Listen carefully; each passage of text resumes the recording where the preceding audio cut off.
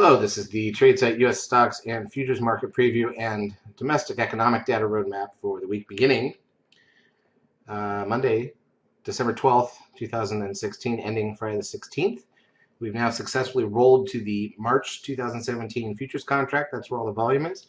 This week is expiration for options, futures, and commodities, what we call triple expiration on Friday. So Friday is going to be late, but the rest of the week, hopefully, we'll see some action. We've got a lot of things to look forward to this week. Let's start by looking at the markets, seeing where we're at. So here's the ES front month futures contract.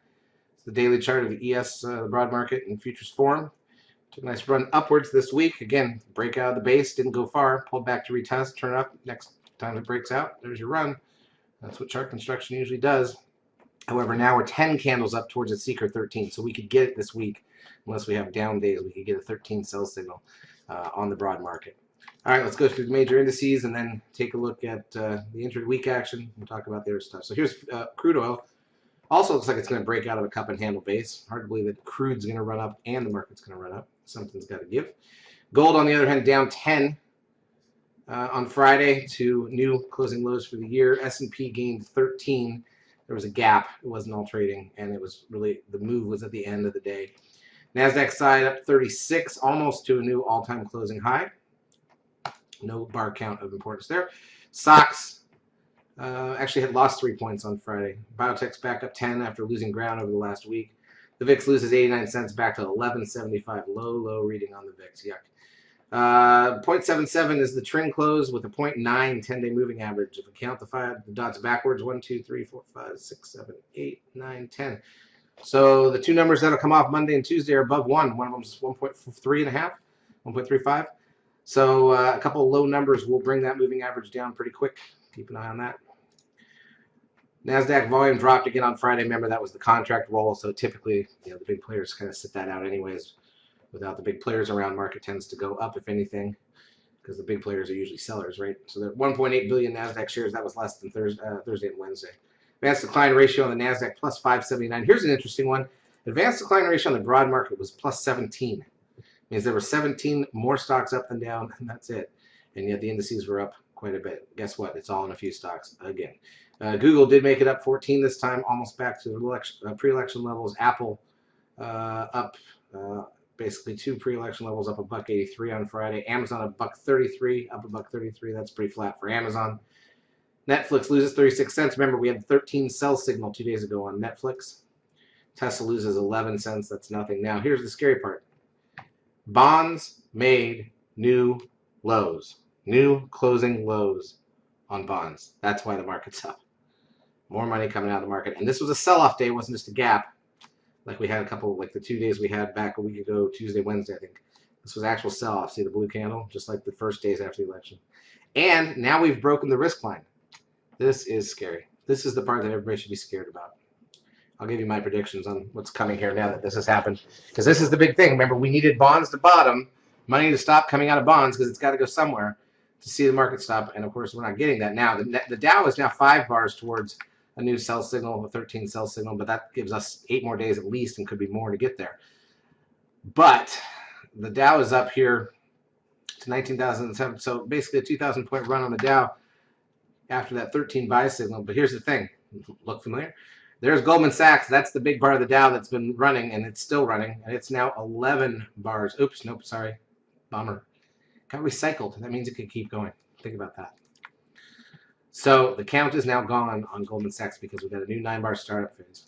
But when you look at stocks like that, you look at something like American Express, you look at something like Bank of America, right? And this is going to have, this is at 12. Problem is, unless tomorrow's a big down day to erase the green count, that's going to get recycled. So all these can keep going. Now, the question is, what does this mean? And here's the real answer. Because we're at that point in the year right now where, a lot of stocks haven't done much the last month, and a handful of headline stocks have. And the bonds are getting sold off still, unbelievably. So what does it mean? Well, you're at that time of year where the stocks that are up for the year tend to not get sold for the last few weeks of the year. Why? Well, let's say you own Bank of America here at $13 or $12 or $14 from earlier in the year. Now it's suddenly in the last 6 weeks, 5 weeks, it's up to 23. You've doubled your money, up 100%. What if you own Goldman? What if you own 150 and it's at 241? If you own Amazon, even though it hasn't done anything over the last month, which, by the way, Amazon's a good sense of what's going on in the economy more than Goldman would be, but Amazon is up for the year very nicely. Would you sell that right now and lock in that tax gain and pay those taxes on April 15th, 2017, or do you want to hold it at least until January 1st and not get wrapped up in that? And that's what we're facing right now in the market, is that the stocks that are up, and in particular right now it's those few bank stocks like Goldman, like Bank of America, right? It's those stocks that are up for the year. Even Google's up for the year, right? I mean, it's been as low as, let's see, what's the lowest point it got for the year? Yeah, 680 or so. Okay, 680 to 800. I mean, it's not up that much, but it's definitely at the high of the range. So most people are up on the stock. And let's take a look at Apple. Is that true? Not really on Apple. Same as Google. They're not. Neither one's up huge, right? So these aren't stocks that necessarily nobody's going to sell right now. There's people in it at all prices. Amazon, Netflix, right? Netflix, you're up pretty good. But when it comes to the Goldmans of the world, nobody's going to sell these stocks for the last 3 weeks of the year. None. And that's why it keeps going higher, because it's been the case for now for another week. Even when the stock was at 210, you know what I mean? People were still up a lot for the year. So can these stocks go higher? Of course they can. Does it make rational sense? No. Are they going to come back? Let's take a look at Amazon, for example, last year. Okay. So this is last December. I'm going to show you exactly what we looked like at the end of December 2015 in Amazon. This was it. Okay.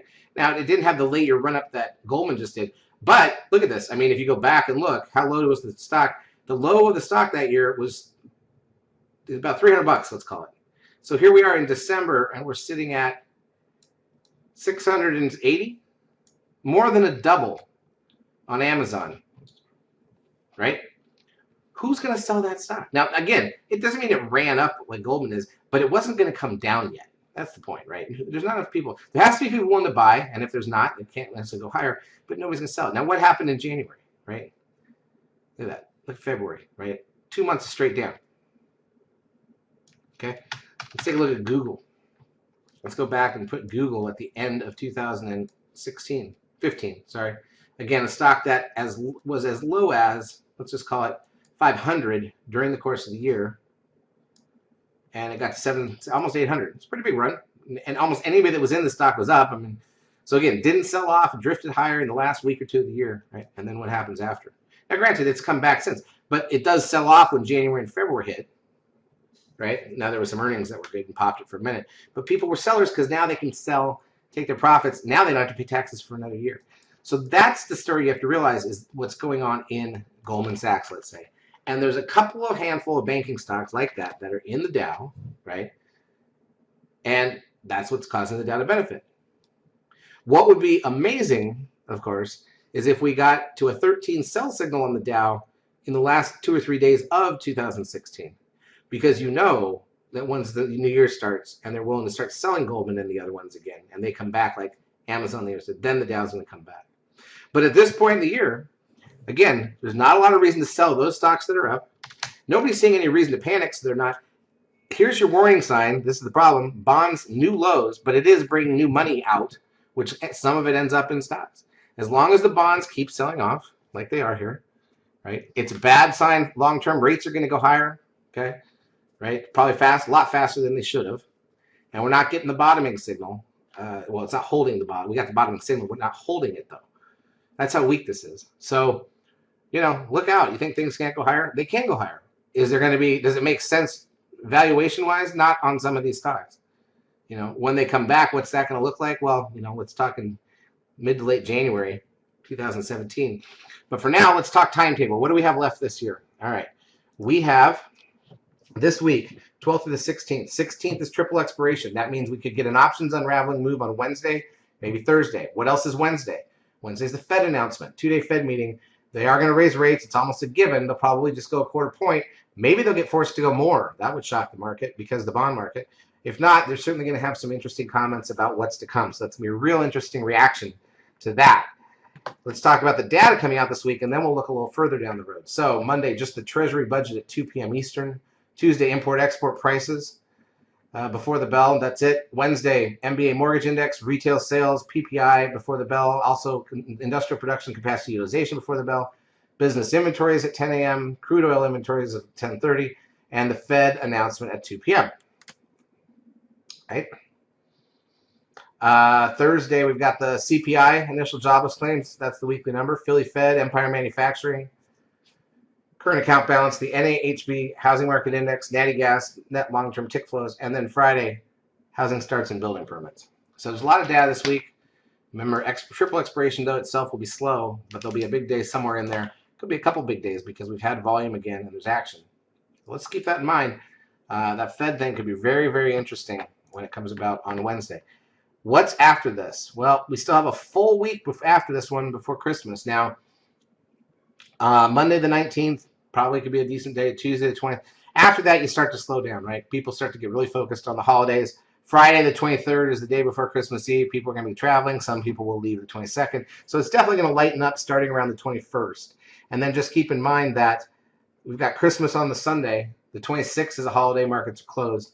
And then the 4 days in between, 27th, 28th, 29th, and 30th before New Year's, right, is usually the lightest volume week of the year. And here's how we know. Here's a look back. Take a look at last year, the last week or so of the year. You can see right before the 2016, the end of December there, right? Volume just drops off. Everybody's gone. Doesn't mean stocks can't go higher because all the professionals are gone, but they can. They can go higher, but there's just no action, volume-wise. So that's what's left. This week could be good. It could be really exciting. Get some stuff done. We've had nice runs with futures and everything. And that's it. Charts as usual brought to you by eSignal 12. If you've not yet taken the trial of our services, feel free to do so. We will help you out for a couple weeks. Have a great trading week.